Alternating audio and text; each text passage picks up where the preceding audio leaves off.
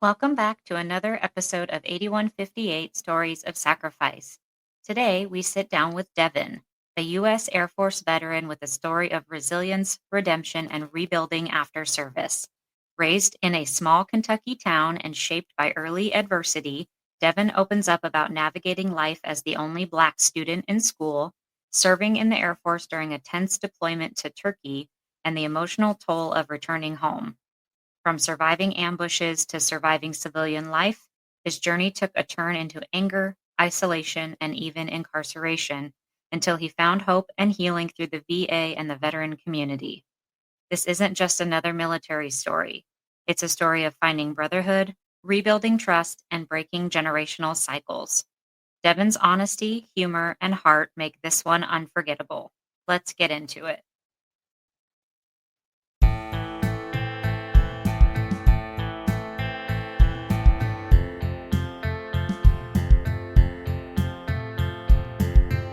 You're listening to 8158 Stories of Sacrifice, where we honor the bravery of the first responders and the families who stand behind them. Real people, real stories, real heroes. This is 8158.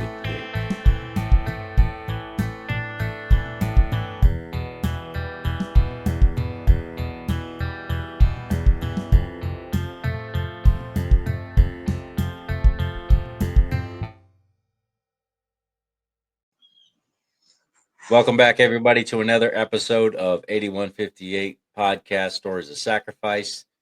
Today we have Devan, Air Force veteran. We did have him on the live when we did that last live at Smoke and Bourbon. Unfortunately, it didn't get recorded. So we're going to go ahead and do his interview today so we can get that one on the books and he can get his story out. How's it going, Devan? Good, good. Like I was telling you earlier, just getting moved in, getting acclimated, and just working and living the dream. Right, right. That's pretty awesome, man. I'm glad everything's going good for you. So let's talk a little bit about kind of growing up. What was your childhood life like growing up as a kid? I was raised in a little small town called Irvin, Kentucky. It's one of those one stoplight kind of towns. Super country. Um, my grandma did most of my raising because my mom she worked nights and all that stuff. But there were some difficulties early on, like coming from a small town. I was the only black guy in the school, so I definitely had a chip on my shoulder growing up. I mean, everything was all right. It was a normal small town, Mm, riding around, playing in the woods, hunting, fishing, kind of stuff. right. So was it hard going to school, not having that diversity? It was for a little bit, but I guess I've been resilient since a young age. So like I kind of fought for my own little personal space, and I guess once they seen I wasn't easily messed with and stuff, most people really they left me alone. That's pretty good. Yeah. I imagine it's pretty tough growing up in a small town back in the day. Uh, it's, I know what it's like to be judged as a kid, mixed race, and it's hard to fit in. Oh yeah, You know, I was judged by the white people and I was judged by the Hispanics because I'm mixed race. oh yeah. Same here. I'm either too black for the white guys or too white for the black guys. God made you exactly who you were supposed to be. Exactly. Yeah. So, aside from growing up, so now, did you go into college or anything like that after high school Um, or? I tried it for a semester. Um, I should have known it wasn't going to work out because I I did so much class. Like in high school, I had perfect grades, but my attendance was terrible. My attitude was terrible, and my parents, who were both Army veterans, they wanted me to go to school, and I gave it a try just for them. But um, after that first semester, I pretty much flunked out, and then that's when I went to the military. Okay. So before we get into your career in the military, what was life like for you, young Devin, growing up in a military household? Um, well, my parents they split up when I was about third or fourth grade. So, but my dad, he was always the more strict one. He never spanked none of us kids, but just his voice alone was enough to have you correct your correct your attitude and stuff.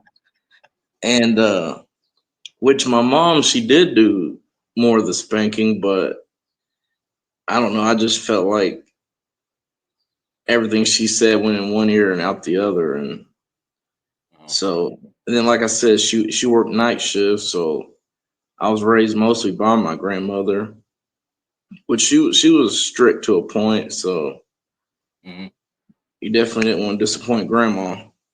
right. Yeah.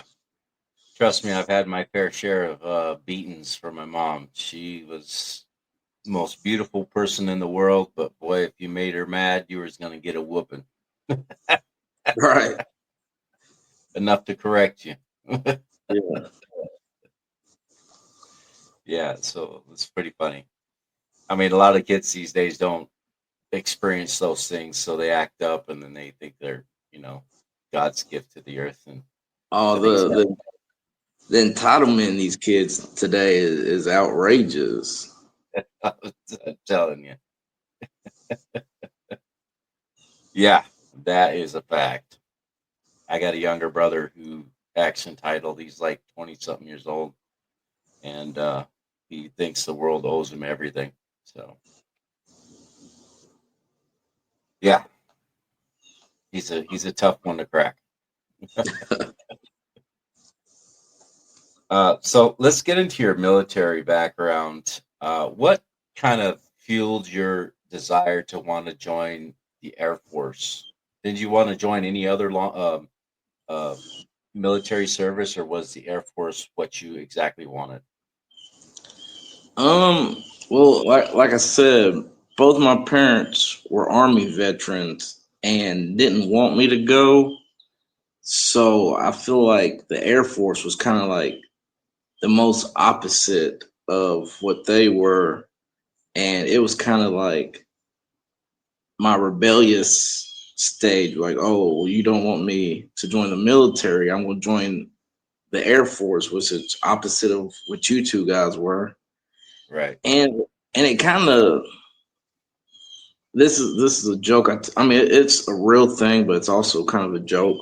But my main the main factor that kind of led me towards the Air Force was actually the PT test when I got to looking at them. Oh yeah. Like, yeah, I think the Marines, I think they had to run 3 miles in theirs. The Armies was maybe 2 or 3 at the time. And I know the Air Force and Navy's, their run was only a mile and a half. And I'm a terrible swimmer, so I knew the Navy wasn't even going to be an option. So I kind of just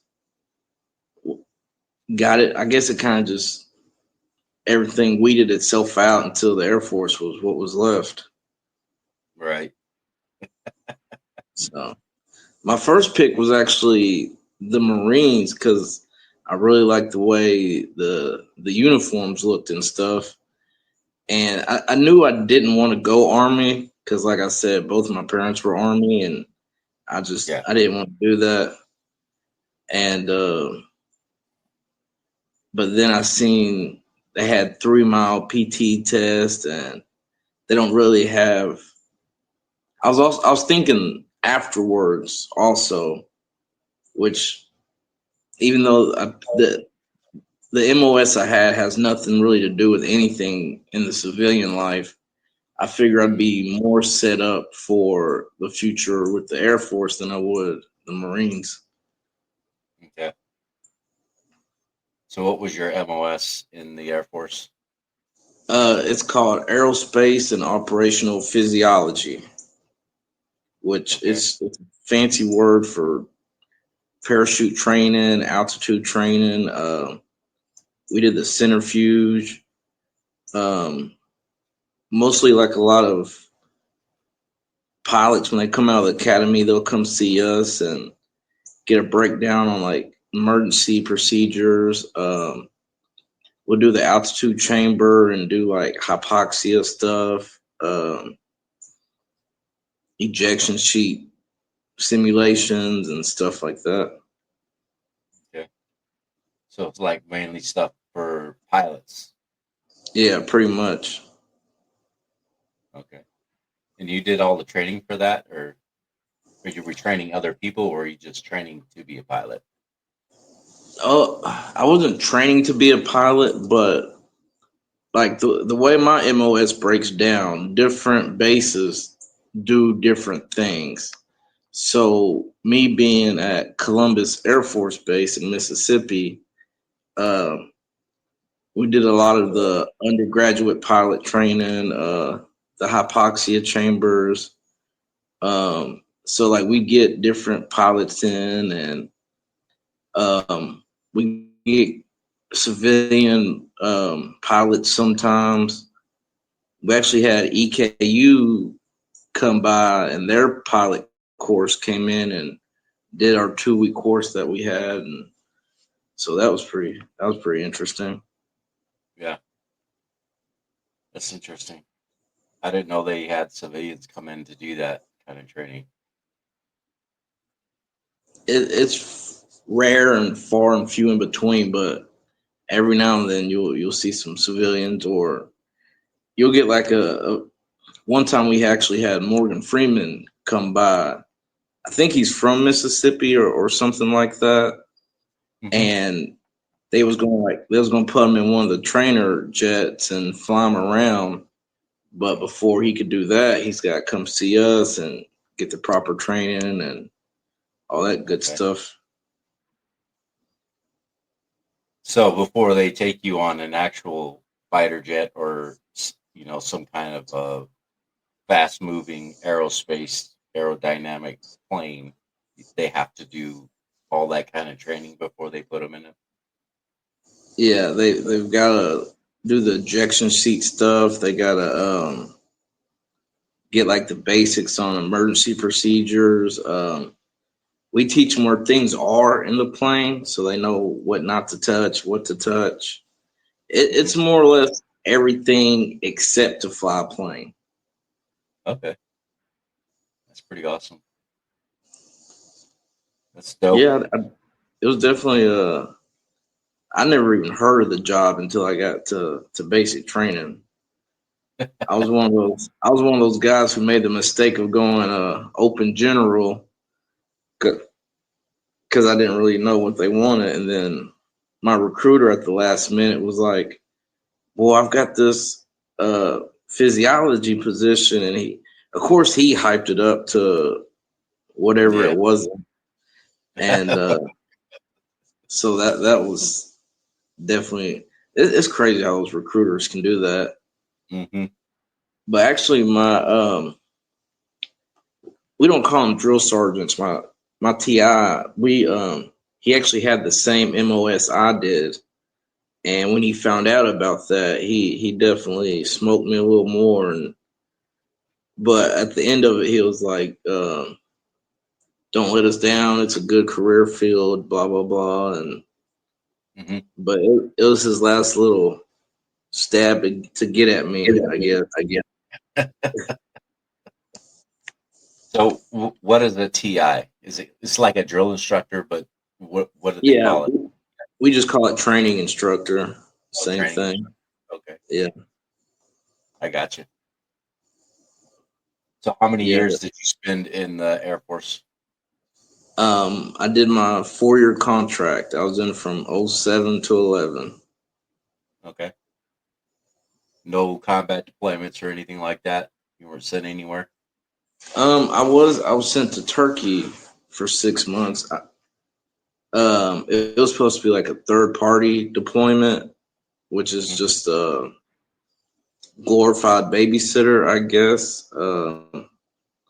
We were sent to right outside of Istanbul for about 6 months. It was actually it was attached to an army division, the 10th Mountain. I don't know if you've ever heard of those guys, but Mhm. those guys are special, kind of special. Yeah. But yeah, I went over there for 6 months, and that was definitely something interesting. What was that experience like for you? Um, it was definitely a culture shock. Um, it was during like their winter, which it only gets cold really at nighttime. Like it's pretty hot during the day, but in those mountains, it doesn't snow really that I've seen, but it definitely gets super cold. The people over there are all huge. I don't know what they feed them over there. Uh, the like the recreations are it was kind of like the same what I had growing up. Like they're kind of like kicking cans and throwing rocks. The kids are throwing rocks at each other, and Yeah. uh, it was pretty much like a glorified hick town almost. It was like I related a lot over there to the people, but um, it was definitely different. Right. Uh, so during that process, did you have any traumatic incidences happening to you overseas or anything like that? There were two separate ambushes while we was over there. Um, the main mission detail was pretty much just they the little FOB that we were supposed to be watching was really just like a poppy fields. It was just really poppy fields over there in those mountains. And there's two different incidences where people would come and I don't know if they didn't make it far enough into the base to really get anything productive done, but they definitely came in and like those old Toyota trucks shooting and um, trying to get inside of the the operating base we was in. Hmm. So I don't know if they were like suicide drivers or anything, or if they were. I really think they was just there to kind of like stir up the beehive, but they were definitely put out commission pretty quickly. Yeah. So riding in on technicals trying to intrude on the base, huh? Yeah, and it like That's it's very smart. that's another thing over there. Like the people we was there with looked just like the people that was like trying to attack and stuff and ambush. So Okay. like you really get a sense of like you don't know who's who or what people's intentions are or um, people coming in and out of the base. You don't really know who's who. I don't know. It was a real. I'm kind of glad I did it when I was younger instead of like now when I'm 37 because like my senses were a little more aware. I was definitely in better shape, but it was just easier to kind of I guess keep my eyes on everything at the same time. Yeah. Keep your head on a swivel. Watch everything Yeah, around you. Yeah. Yeah. It's kind of hard to battle somebody who you don't know who you're battling against. You think you're helping somebody, and then they're attacking you at the same time. Right. I don't get it. So you guys were basically guarding the poppy fields. Pretty much, yes.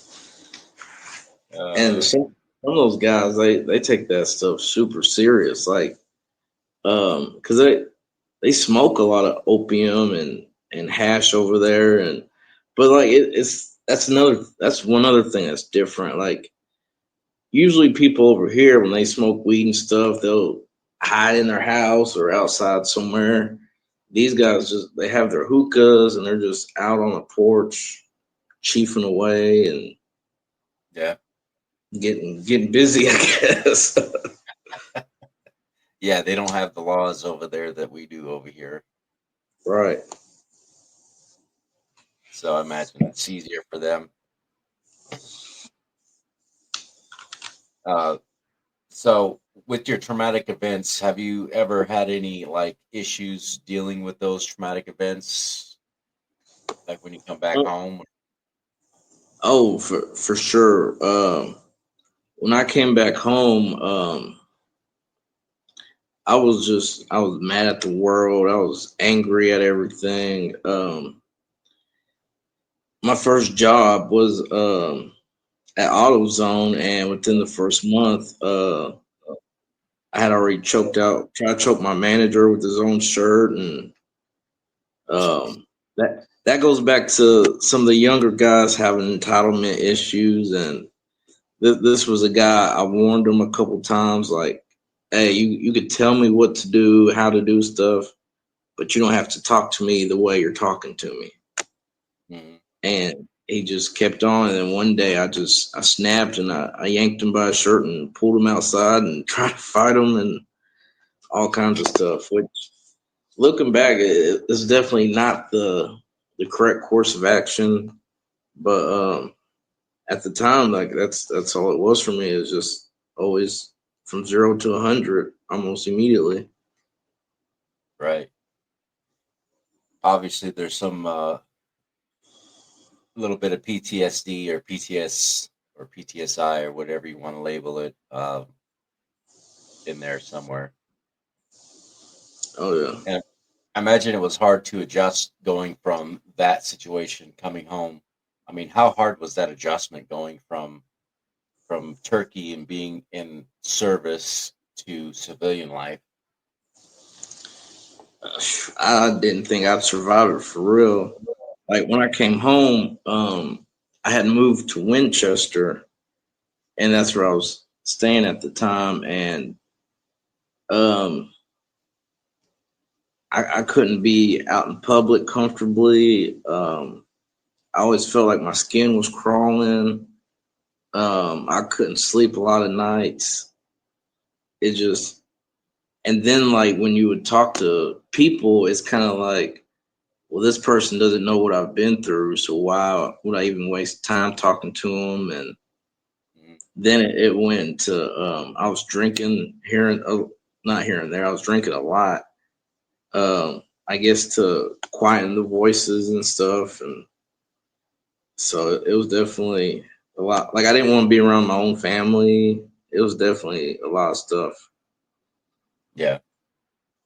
You didn't want to be around your family because you were afraid of what might happen or because you just didn't want them to see all Uh, of your trauma that was done. yeah, I kind of didn't want to see. I didn't want them to see the trauma. I kind of felt ashamed of some of the stuff I've done. I didn't think they'd recognize the person who I guess I became and stuff. So it was Right. definitely a lot of walls I built up for the longest. Imagine. And how did you overcome dealing with that? Um, I got locked up. Uh, I got in a situation um to where I ended up getting arrested, and I got arrested in a whole different county from where I was, but they had sent me to a rehab in Lexington, and when I got to the rehab, I ended up finding other veterans and finding out about this place called the VA. And once I finally got to the VA and seen what kind of help they had, I hit it head on for real. Yeah. Every kind of doctor I could find, even down to optometry. Now I won't wear my glasses for whatever reason, but I still talk to a therapist once a month. Okay. I go see primary care every chance I get. All my friends are veterans, really. So I definitely, like I said, I hit it head first. Good for you. Now, is it that VA that's on Leestown Road in Lexington? That's one of them. We got two here. We got that one, and then Okay. there's one that's attached to UK. Really, it's the same. They just do different things. Like the one behind UK, that's like our emergency room, or that's our pharmacy over there. And then the one on Leestown, that's like your long term treatment. Your primary care doctors over there. They have their own rehab. They have their own senior citizen facilities. So Mm-hmm. they pretty much have everything the vets need. Right. So how'd that make you feel knowing that you had that kind of support available to you? Oh, I loved it. I loved it because like it goes from you not thinking nobody can hear you, nobody understands you. Your voice is kind of just falling to the void to finally getting to the VA and seeing people that are like, oh, they're just like me, or I hear where he's coming from because I went through that, or it's I guess it's the veteran mentality that we kind of click together. We always found our own, and that's what it was. It was kind of like I found my own people, Okay. my own bunch of misfits. Yeah. Got to have your misfits. Uh, in what other ways do you normally deal with your? Do you have anything other than going to the VA and spending time with your veteran buddies that you kind of uh, diffuse or to kind of what do they call that? Burning off steam. um, well, you met my buddy D. Yeah. I always go down there and enjoy a good cigar. Okay. Sometimes he even makes me pay for 'em. I've got two daughters who definitely take up another good chunk of time. Hmm. Uh, one's a senior, she's 17, and the other one's 2. She's potty training, but it still feels like there's two grown women yelling at me all the time. Uh, I was big into working out, and I keep saying I need to find the time. I have the time. I'm just making excuses for myself. Yeah. But that used to be a big one. That was something that helped me physically and mentally, and I definitely want to try to get back into it because I think if, especially veterans, if they just take 20 minutes and just move around, move some heavy stuff around, they definitely get a lot of that tension and stress off. Yeah. Yeah. And working out is very not only healthy for your body, but it also releases endorphins to the brain, which is helpful Oh yeah. for your mind, your state of mind, and all that kind of good stuff. I used to be really big on working out. Now I'm just lazy and fat. I'm getting there. I'm definitely getting there. Yeah. Yeah. I was in boxing and I played football when I was younger. Did the boxing thing in my 20s. And, I learned Tai Chi in my younger days. And now I'm just fat and lazy. See, that was me. I took Taekwondo when I was younger. Played sports all through school. I mean, when you're the only black guy in the school, you're definitely gonna play some sports. Oh, yeah. You Um, got um, I even did a little amateur fighting when I was in the Air Force. I loved it. Oh man, that was so much fun.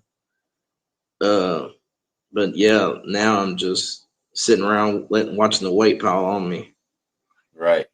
And the older you get, the harder it is to get off. Just remember that. Yeah, that's what my father just told me last night.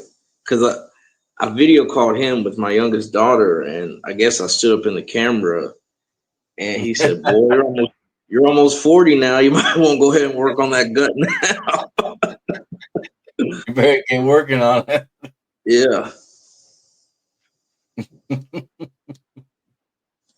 Yeah, that's right. Your father's a wise man. Oh yeah. Yeah. So now that you're back home, you're settled in. I mean, so you did such a technical job with the Air Force. What's life like for you now working in the civilian life? Um, it did take a little. Most of the help I got came before COVID, so I was still bouncing around kind of aimlessly. And then right before COVID hit, I went to a trade school. So I was able to get a couple certificates and stuff. And I was working for myself all through COVID and right until everything opened back up. And but I guess most of my customers, like I fixed everything, so like I stopped getting so many calls and stuff. And so now I'm working at a factory here, which I mean I like it. It's fun. I don't I don't know how many veterans are actually out there. I know there's at least three or four of us. Um, but we're all spread out, so we really don't talk to nobody. Um, but like the people that really don't know me, they kind of think I'm standoffish and I come off as an a-hole, and Hmm. which it's really not their fault. I just don't like meeting a lot of new people, and that's really all I'm surrounded by is people I don't know. So, which I'm okay with in a sense. Like I don't need a whole bunch of people around me that I don't really know. Um, but they do see the hard work that I contribute, and they're trying to put me up in leadership positions. I know having a military background does help me with any job. I would think because the stuff you learn from day one boot camp you can take with you for life, like hard work, organization skills, determination, outworking people, friendly competition. Like these are all skills that I try to bring to a job site. Right. So now when you're dealing with new people, I mean, what is it about dealing with new people that you don't like? Is it just an uncomfortable feeling for you? Or does it stem from being in the military and then not wanting to get close to anybody or just wanting to keep a close circle? Um, I know a lot of it is wanting to keep like a closed circle, a real close knit, because then you have to tell your story again, and uh, reopen yourself up to people. Hmm. And I think I'm just a naturally shy person. I just don't like people for whatever reason. Yeah. And that's kind of glad why I'm kind of glad for the MOS that I had, because it did force me to get out of that shell. Like, um, a lot of times we would have to give briefings in front of colonels, lieutenant colonels, high ranking people, and you definitely you gotta let them hang. You could say when you gotta do stuff like that. Yeah. So yeah, I guess just deep down, I'm still shy and just and plus, I guess it's hard for me to trust a lot of people still Yeah. after I guess life in general. And so if people aren't close to me, then they can't really screw me over. Right. Have you been screwed over a lot in your life, or is that just something that stemmed from being in Turkey? Because I know you'd mentioned that you went to Turkey, you met a lot of good people there, and you're there to help them, and then the same kind of people, not necessarily the people that you were dealing with, but the same kind of people were attacking you. Right. Is that where it stems Um, from, basically? I don't think it stems from that. I think that's kind of the small part of the small town mentality more than anything. Like, Mm, because seeing people from small towns, they will stab people they call friends in the back in a heartbeat. hmm. And then my father's side of the family, they're from South Bronx, so being up there, you just naturally grow weary of people. Yeah. Like, you always just keep your head on a swivel. You're watching people. We will return after this quick ad break.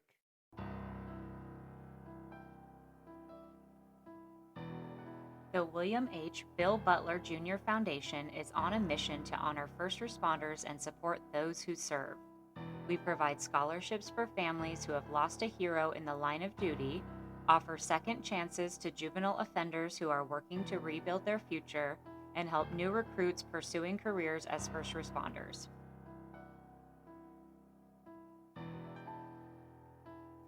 Through generous donations and the sale of merchandise, we're building a community that uplifts, empowers, and creates lasting impact.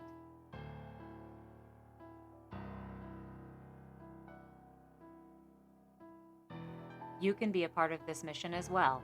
Visit 8158podcast.com to donate or shop today. Together, we can support those who serve, honor those we've lost, and give hope to those who need it most.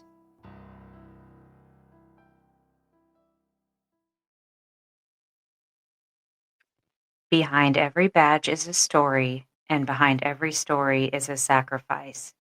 This is the 8158 podcast, where we honor the lives and legacies of first responders and their families. If our mission speaks to your heart, if these stories move you like they move us, join us on Patreon. For just $5 a month, you'll get ad free listening, exclusive merchandise, behind the scenes content, and video episodes only available to our patrons. This isn't just a podcast, it's a movement, and you can be a part of it. Support us at patreon.com/8158podcast. Let's continue to share the stories that deserve to be heard.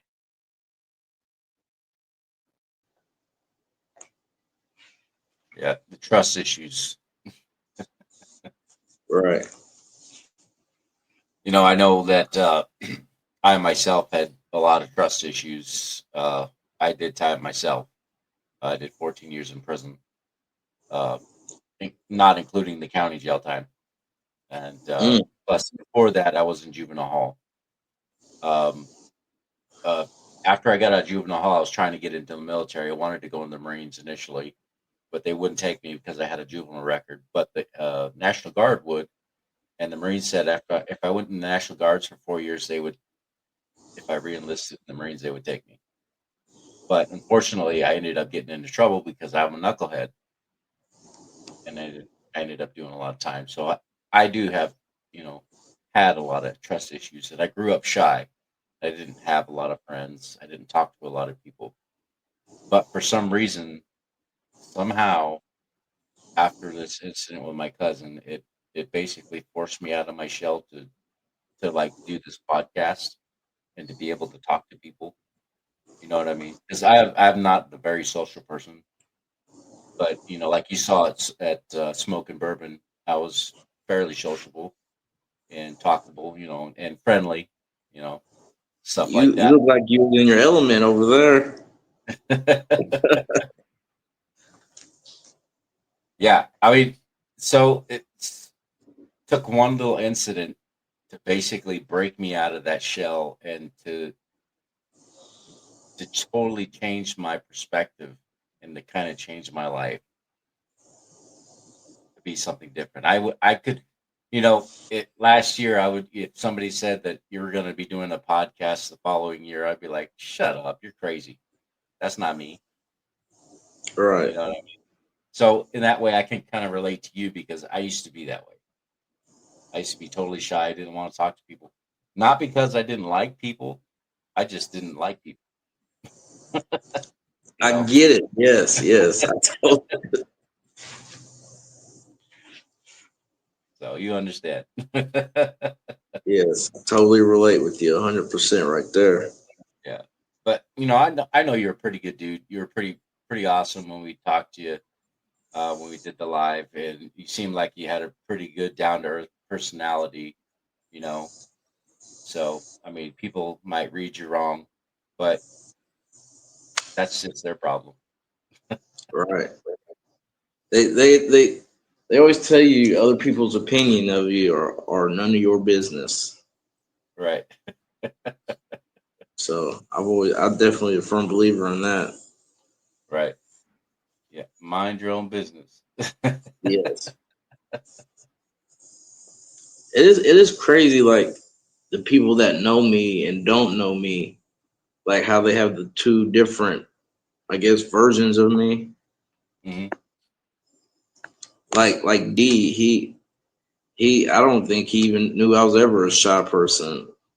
Like when Or me and him first met, it's like we known each other our whole lives, and uh, we was at some kind of veteran event, and you could tell we just both didn't want to be there. And I said something to him, and he started laughing, and then we've been kicking it ever since. Really. yeah, I like D. I got to reach back out to him. Uh, I definitely want to do another live at his place. Uh, I have a friend who was out on the podcast. That's how I met him. He was on the Okay. podcast. He was actually asking questions. Uh, and Oh, Sid. his name was Anthony. Oh, Anthony. Okay. Not the guy that was standing in the he. This guy is from North Carolina. Oh, okay. Okay. Okay. Yeah, he wants to come down. He's going to be down in October. He wants to come down and visit. He wants to go visit Smoke and Bourbon. Hey, the day of the week to come is Fridays now. They're having catfish every Friday now. Yeah, fish fry. Catfish Fridays, yeah. Yeah, that sounds good. Yeah, that's a pretty awesome place, and I didn't even know that was there. Uh, I've been to that Greek place to have lunch a few times, and never even realized that that place was there. Well, he he just opened his doors, I think, last year, so Mm, he's not been there long either. okay. And I never knew nothing about Danville before. Like I had never had a reason to go. I helped him with some work over there. I still don't know nothing about Danville, but I can get you to the cigar shop for sure. But Yeah. from what I've seen, man, the events that I've been to, man, he's doing a lot for the community out there. Mhm. Um, I guess there's not a whole lot of nightlife out there. Not really. Um, but he's definitely reaching out to the community. we actually had Nappy Roots a few weeks before you came in, Yeah. and that was a fun night. There was barely any drama. I think like usually when you have a small city and people are drinking, like usually people are fighting all night, and Right. I think there might have been one scuffle in the parking lot as I think as soon as one person swung, everybody else tried to break it up, and so that kind of let me know that what he's got going on there is definitely working. Because if your customers are out there trying to keep the peace, then it's definitely a good vibe. Yeah. Yeah. I could feel it when I was there. It was pretty chill, really good vibe, good people. You know, they just want to come and relax and do their thing, smoke their cigars, drink their bourbon or whatever they're drinking, and you know, that's pretty Oh yeah. awesome. I mean, I didn't realize that you could actually pair cigars with whatever you were drinking. Oh, it's a whole science to it. I didn't know that. That's like when he first told me he was going to open a cigar lounge. Because I before then I didn't even know D was into cigars, and but when he told me that, I think I ranted for 30 minutes about flavor notes, drinks, pairing with this, that, types of cigars. Um, I knew a cigar vendor in Arkansas. He's passed away now, but I try to get them connected. But yeah, it's a whole thing. It doesn't even always have to be bourbon either. Certain Dr. Peppers or root beer, vanilla drinks. Yeah, Oh, it's something a whole sweet. thing. Yeah, Yeah. that's pretty awesome. Yeah, I didn't even know that about that world. And I smoke cigars once in a while. You saw my little stash that I brought from Puerto Rico. Oh yeah, you had the good. Hey, those were some good cigars. Yeah, what'd you think of that one that I gave you? I loved it. I was mad it went out. Sometimes you find a cigar that you wish you could smoke forever, and that was definitely one of them. Yeah, I still got another one of those in here. Listen, hold on to it with everything you got. Yeah, maybe I'll have to bring some more back from Puerto Rico because we always go there, every couple of years or every once a year. Something. Okay. Yeah, I love Puerto Rico. That's where my family's from. That's where my dad's from, and on my dad's side anyway. So Yeah, Puerto Rico's definitely on my bucket list. I've never met a Puerto Rican person I've not liked. Those you guys are very likable people. yeah, good people. Yeah, very good people. Always loud, always dancing and singing. Hey, that's what it's about, though. Yeah, I'm telling you, you wouldn't, you won't go wrong if you go to Puerto Rico. I mean, just do yourself a favor: is rent an Airbnb and rent a car, enjoy the island, and have your own apartment basically for a week. Yeah, It's the best way to go because if you fly in and you don't have any transportation, you're basically stuck in one place, and yeah, and you're at the you whim can't see. of Yeah, the locals. Yeah, yeah, you can't see nothing. I mean, we've been there twice, and we've rented a car, and we've visited different parts of the island, so we kind of, you know, I got to see where my dad was from in Arecibo, and it was pretty awesome. It's a great place. yeah, It's beautiful. I'm definitely. Oh, I've seen pictures. The only real interactions I've had with Puerto Ricans are the ones from New York. So I don't know if those are the same kind of Puerto Ricans. But they love their country. They love any chance you get to. They'll show you pictures. They'll speak about it. If you don't have nothing to do, ask a Puerto Rican about his home, and they'll Yeah, 2 hours go by before you know it. yeah. There's a lot of Puerto Ricans that fly back and forth from New York to the islands. So yeah, it's definitely beautiful. you'll have to check it out one of these days, and take your lady with you. Oh, for sure. Yeah. If you have any questions, you can always text me. You got my number. You can always text me and ask questions, and we can help you out and kind of get you lined up. And it's really not that expensive. Really not that expensive at all. That's what I hear. Yeah. I mean, it costs us, I think, just under 2,000 for a week, and that's including the car rentals and all the food that we paid for, and the Airbnb. The Airbnb wasn't that expensive. It was only like $700 or $800 for a week, which is cheaper Dang. than a hotel. Oh, And yeah. and you get an apartment, so you get a kitchen, your own bathroom with a shower, nice big bedroom, and a living room. Sometimes you get a balcony so you can look over the beach. It's Oh, yeah. gorgeous. 2000 ain't nothing for all that. For a lifetime of memories for sure. Yeah, that's just once. We Yeah. did twice. And we're going back again, third time. We're going to keep going. And you don't need a passport. That works too. Yeah. Yeah. Yeah, you have to experience that at least once in your life. Um, Growing up as a kid, I always wanted to go and see what it was like. And it's funny because, we're talking about being locked up. I was in prison for 14 years, and I kept telling people, when I get out, I'm going to go to Puerto Rico. I'm going to try it. And they kept telling me, no, you're not. You're living a pipe dream.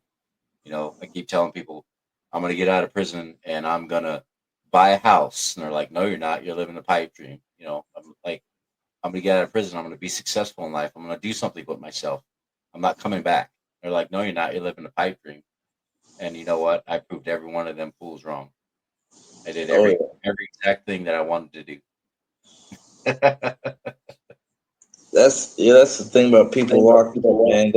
They love to hate on the next person. Oh, Exactly. you got goals and accomplishments. Let me try to tear that down for you. Right. Because they're miserable because they don't know how to get out of the vicious cycle that they're stuck in. Oh, yeah. And it's kind of like a turning point for me. It's like, how does a felon get involved with becoming uh, a podcast representative for first responders, especially law enforcement? That's a huge gap. So we're trying to bridge that gap between, felons and law enforcement, and also between law enforcement and its first responders to our civilians as well. Yeah, because there's definitely stigmas on both sides. Like Yeah. the felons don't trust the police. The police really don't trust the felons. Sometimes I feel like the police kind of just. I don't know if this was just my upbringing and just Mm-hmm. from what I've seen. Sometimes I feel like the police just kind of do what they want to. Like I know they have their own laws, and it's not been till here recently that like you'll see videos of police being held accountable and Mm-hmm. being forced to follow like their procedures and Yeah. all that stuff. Yeah, I know. That's like, I lived in Glendive, Montana, and I hadn't been in trouble, other than going to juvenile hall. Uh, I was working at a freaking hotel as a maintenance guy. I was probably about 20 years old. And I was just walking down the street to go pick up my check. And the sheriff pulled me over. Well, not the sheriff, but a sheriff deputy pulled me over and asked me what I was doing. I'm like, what? Like, what do you mean? What am I doing? I'm going to pick up my check. Right. Well, my ID and everything else. I mean, I was compliant, and that was the only really time that I had a run-in with the police officer in Glendive, other than when I got in trouble. But I mean, this the thing is he sees a Hispanic male walking down the street, and his first response is to pull him over and ask him what he's doing. Yeah, it shouldn't even. He was just there like any other person could have been there, and to go out of Right. his he probably had to go out of his way to come find you and Oh yeah, stop you and question turned around. you. He flipped the bitch and came around and pulled me over. I was just walking. I didn't have a driver's license. I wasn't, driving or anything. I was just walking down the street. Man, Broad daylight, middle of the day. like, Minding my oh, own business. who's this brown guy? Let me go check him out. I'm sure he works with the cartel or something. Yeah. But fortunately, my mom, she got to know a lot of people in the town, so a lot of that stuff. I mean, I never really had any problems with the police until I got in trouble. Uh, but even today, I don't have any issues with the police. I mean, I've been pulled over many times, but not because they pulled me over because of my race or anything like that. It's because I was speeding. Right. Because I was, violating the traffic laws. And obviously, sometimes I'd get a ticket and sometimes I wouldn't. you know, Sometimes they let me go and sometimes they don't. I just got one like last month and I'm like, oh my God. But, I've never had any problems with them. I was just always nice, polite to them. I gave them respect and they never gave me any issues. I know with me, whenever I get pulled over or something, I always and it's almost a habit now. I'll accidentally hand them my VA ID when they ask for my license. I'm like, Oh, yeah. oh, my bad. I didn't mean to hand you that. So I definitely try to use a veteran card. And sometimes, like you, sometimes it works, sometimes it doesn't. Yeah. But when I stopped getting into trouble, really, I stopped having run-ins with the police. Really, so it's crazy how Yeah. that worked. Huh? Yeah. I mean, my whole philosophy is if you're not doing anything wrong, there's nothing to worry about. There's no reason to run. There's no reason to have any problems. And like I said, the only time I've ever gotten pulled over is when I was doing something wrong, Right. violating traffic laws. So I wasn't committing crimes, but obviously, and I took it on the chin, because I deserved it. I was in the wrong. You know, I'm not going to sit there and badmouth them or that kind of thing. Plus, I got stickers all over my car from the podcast with my cousin's badge number all over it. So I got to represent. Oh, Yeah, I don't want to have any bad representation of that. So you know, I definitely understand that. yeah. But even before that, I never really had any issues. Especially coming here to Kentucky, you have this way of thinking that it's different. Like it's uh, racially biased, and I haven't really found a lot of that. Maybe it is. I don't know. How do you feel about that? Do you think it is, or Um, I know. Okay, when I was growing up, the a lot of the police they knew my granny, so they knew me having to deal with my granny was worse than anything they could do to me. yeah, So they would call her or send me to her house. Um, I've never like I felt like my gut said that I've seen some racist stuff in Lexington, but I feel like the most racially um, I probably have more racist dealings with cops in New York than I have in Kentucky. Believe yeah, it or not, uh, like just same thing like you. I've been walking there and been stopped just for being young and having braids on the sidewalk and stuff. yeah, Uh, but like that, don't get me wrong. There's definitely racism in Kentucky, but I think it's more an older generation that's kind of whittling away. Oh, okay. Yeah, So they're kind of if I growing out of it. Yeah, I feel like most of Kentucky's grown. Now, mind you, I don't go back to my hometown too much, so Mhm. I can't speak on it on them there. I still talk to a lot of people from there, but obviously, if I'm talking to them, they can't be that racist, supposedly. But Apparently. yeah, like growing up, most of the issues I had was like, um, I did have like I have run-ins with people my age, but most of the time it was either their parents or their grandparents that the issues would come from.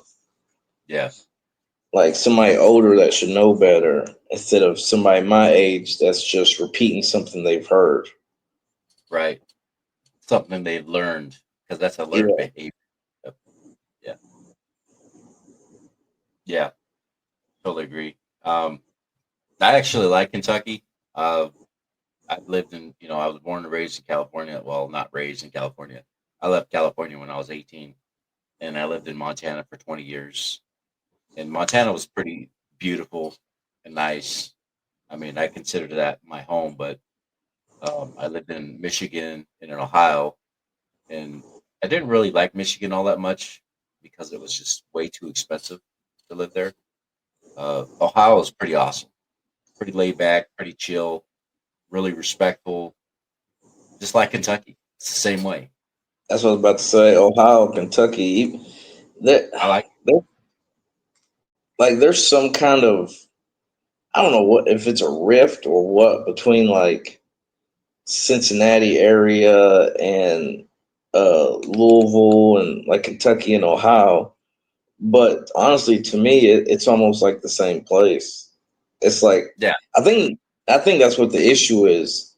When Kentucky looks at Ohio, they're really looking at a mirror, right. and You can tell. yeah, so it's kind of like it's probably more of a brotherly rivalry between the states, Yeah, really.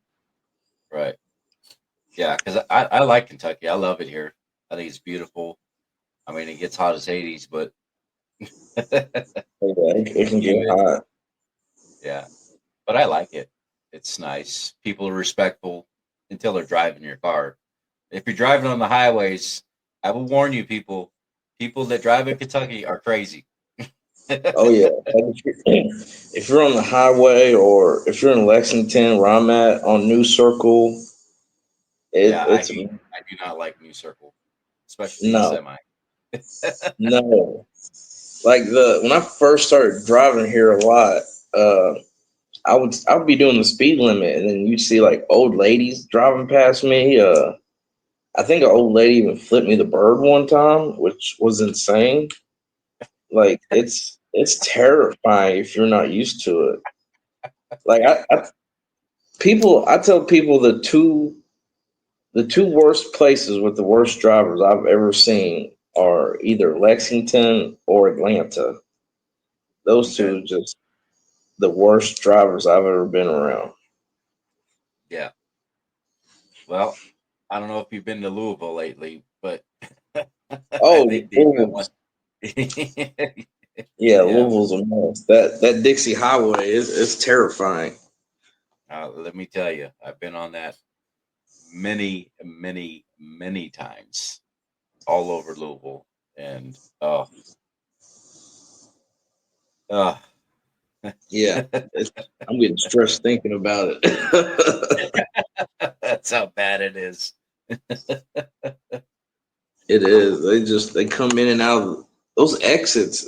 Oh man, it's nuts. They're coming in and off the highway. They're flying. It's crazy. I know. And then, like, when the closer you get into Louisville, the slower it gets. So it's 55 in in downtown Louisville, and people are doing like 80 miles an hour, and it's like windy. Yeah. Oh yeah, yeah. It's crazy.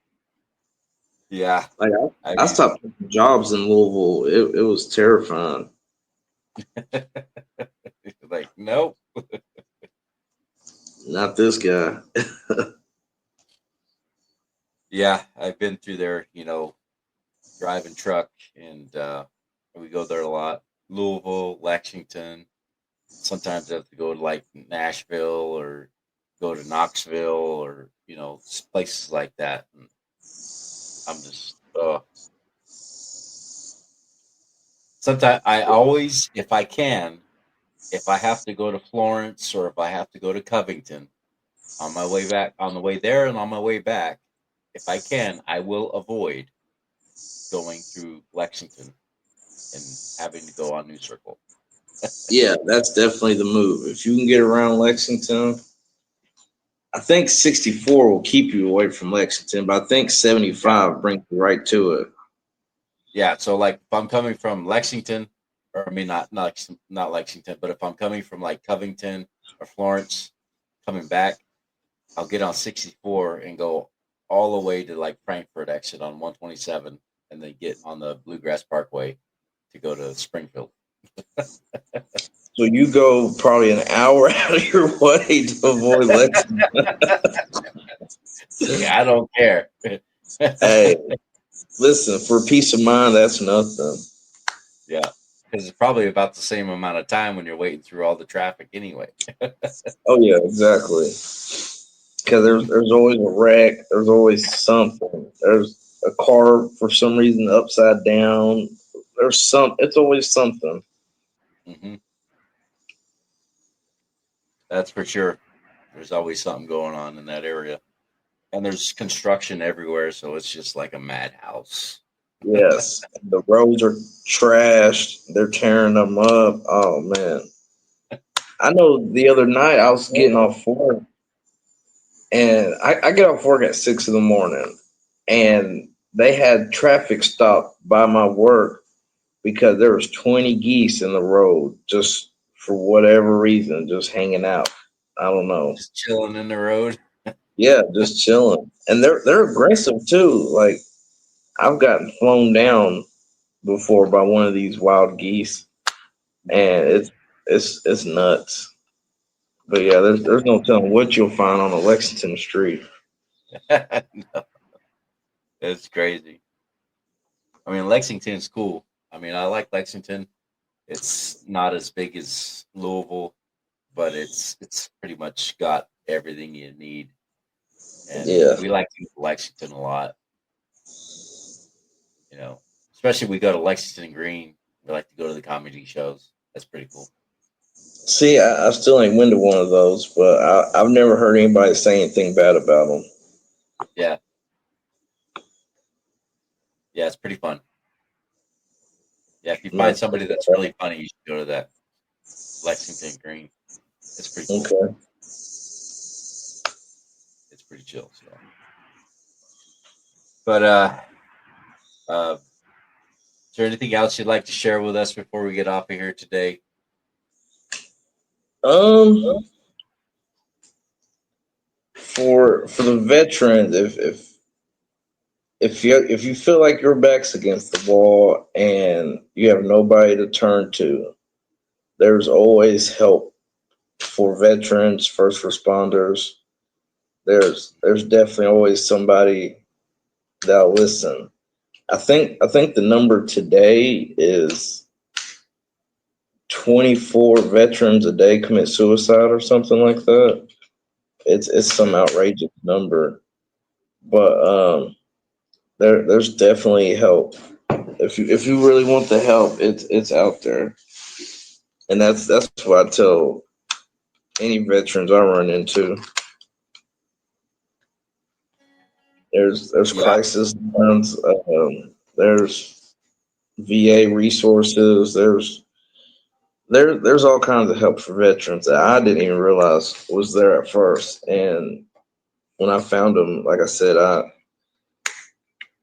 just went head first into all the help. Even if I didn't need that kind of help, I was still checking it out and stuff.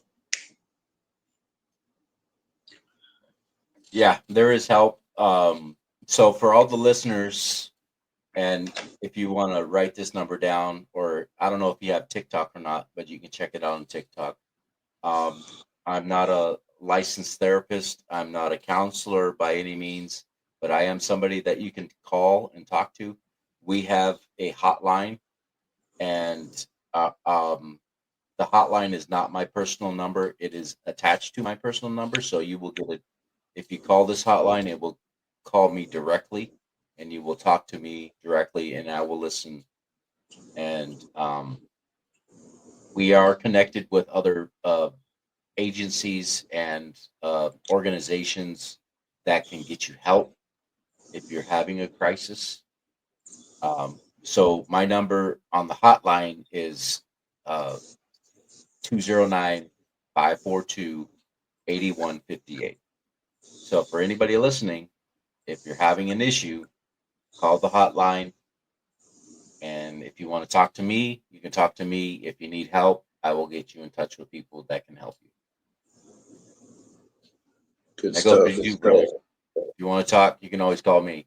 You got my All right. personal number, so you can text me or whatever.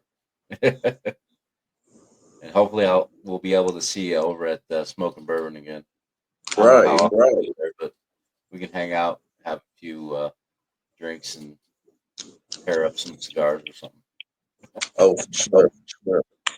That would be fun. I mean, I usually don't get to get out much. We've been doing the podcast, and before I was just kind of like a hermit and didn't know where to go and didn't really have a place. And now we're doing the podcast, so. But like I said, my friend Anthony wants to come down in October, and I'm hoping if I can get with D, we can do another live show, and we can get Anthony on there and interview him. We got some better mics this time, so we won't have the echo. Yeah, we got some brand new mics.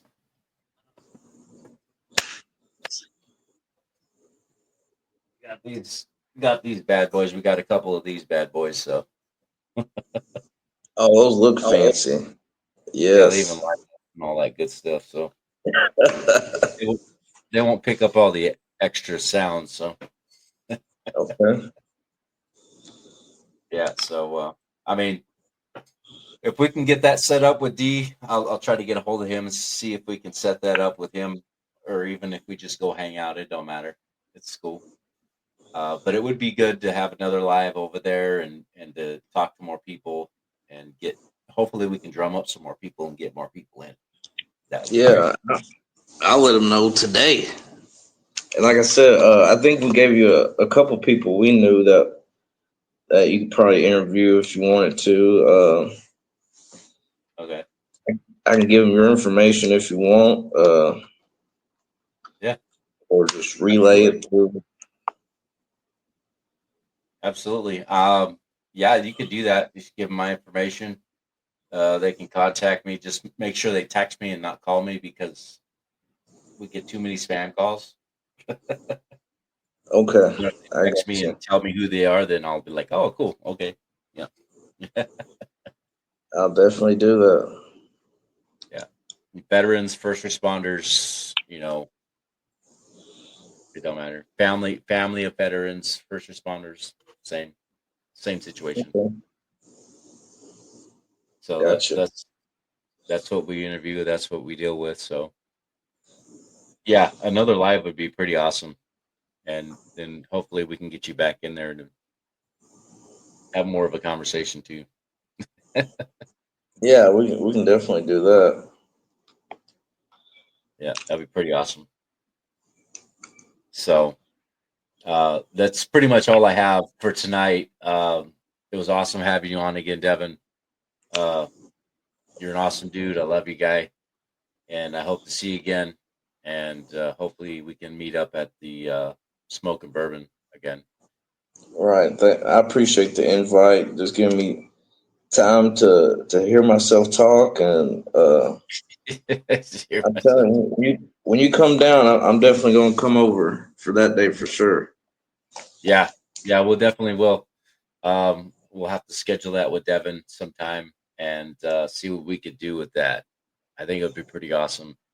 It'll be a lot better because we won't have the echo and then we will have the other speaker so people in the audience can hear too. Okay. So yeah, that'll be awesome. But hope you have a good night. I think it's what 5:14 now. So Yeah, So it's not really nighttime, but it's evening.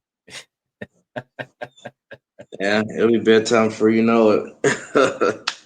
I know you might sit back in your chair and be like, "It's 9 o'clock already. What the heck?" Exactly. Yeah, but you can hit me up anytime, brother. I'll be here. All right, man. I can't wait to for you to come down and we hang out again. Right on. We'll let you know if anything comes about. I'm sure D will be talking to you if we do get it set up. So that'd be pretty Okay. awesome. All right, bro. Have a good All right, night. man. You do the same.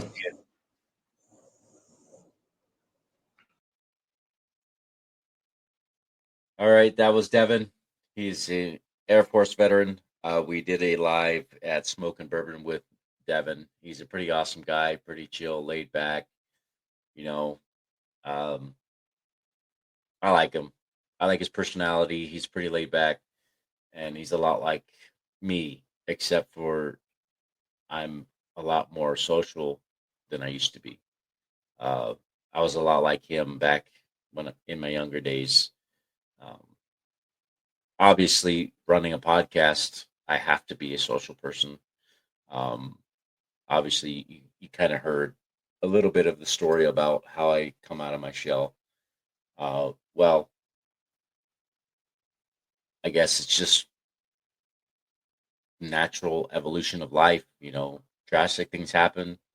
You have a gut desire and a feeling, and things happen and take place, and certain things grow out of tragedy. And it's unfortunate that it took my cousin's life for me to take that step. But, if that's what it had to be, I'm going to make the best of it and make him proud. So, with that being said, my heart goes out to all of our veterans and our veterans that need help, um, first responders, especially law enforcement. We love you guys. We love our first responders. And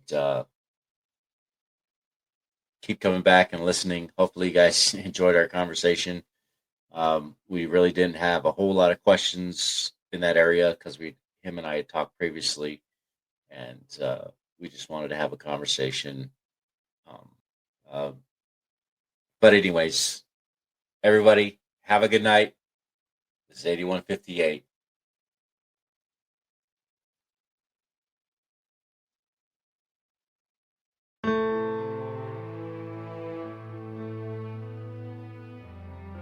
Thank you for joining us on 8158 Stories of Sacrifice. Every story we share is a tribute to the courage and resilience of first responders and their families. If this episode impacted, encouraged, or inspired you, please subscribe, leave a review, and share with someone who supports first responders. Follow us on all social media platforms at 8158 Podcast for updates. 8158 Stories of Sacrifice is a team effort. Rico brings the stories to life through casting, writing, original music, and editing. Brianne Shipley as production manager, handling booking, social media, graphics, promotion, marketing, website management, and logo design. Please visit our website at 8158podcast.com. For questions, collaborations, or to share your story, our email address is contactus@8158podcast.com. Until next time, let's continue to honor the legacies and remember the sacrifices of those who serve, every brave man and woman on the front lines, protecting and defending us all. This is Rico signing off and honoring 8158.